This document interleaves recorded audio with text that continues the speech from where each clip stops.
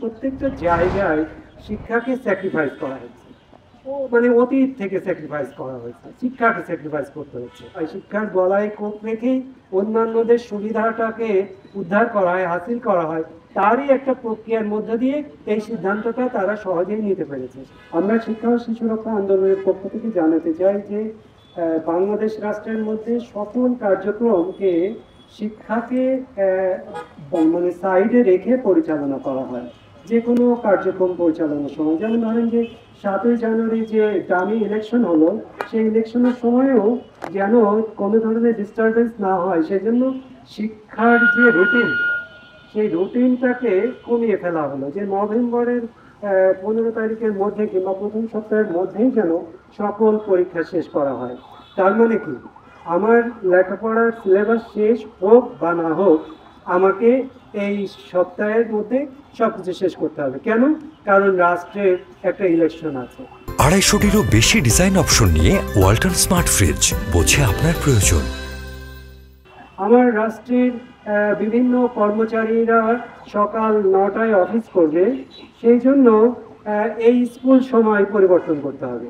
School সময় যেহেতু 10টা ছিল, সেই সময়ে কর্মচারীরা মন্ত্রণালয়ে যেতে পারেন না, সেহেতু ওদেরকে নিয়ে আসো 7টার সময়। তো যার ফলে কি হলো, শিক্ষার্থীরা আগে সকালবেলা উঠে নাস্তা করতো, তারপরে একটু বই নিয়ে বসতো, অনেকেই গোসল টোসল করে তারপরে স্কুলে যেত।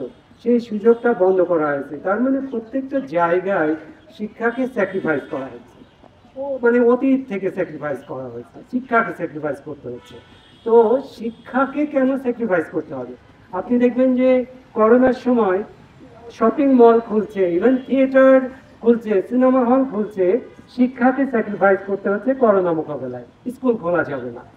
এই যে প্রক্রিয়াটা, এই প্রক্রিয়ার সিদ্ধান্তটা আসলে কিভাবে আসছে, কারণ নিচ্ছে, এটা কি যৌক্তিক কিংবা এটা কি বিজ্ঞান ভিত্তিক ছিল? আমরা দেখবো যে না, এটা শিক্ষাতাত্ত্বিকও না, বিজ্ঞান ভিত্তিকও না, কিছুই না। যারা পরিচালনা করেছে, যারা নেতৃত্ব দিয়েছে, তারা এর পক্ষে নয়। তারা যদি এই প্রক্রিয়ার সাথে এগিয়ে আসে, মন্ত্রণালয়কে সহযোগিতা করে, খুব সহজেই আমরা এই পরীক্ষা দিতে পারি। আমরা একদিনের মধ্যে আহত কারা আছে সমস্ত শিক্ষার্থীর তালিকা করতে পারি। আমরা একদিনের মধ্যেই আহত, নির্যাতিত কারা হয়েছে, জেলে গেছে কারা, পুলিশের নির্যাতনের শিকার হয়েছে কারা, তাদের তালিকা করতে পারি।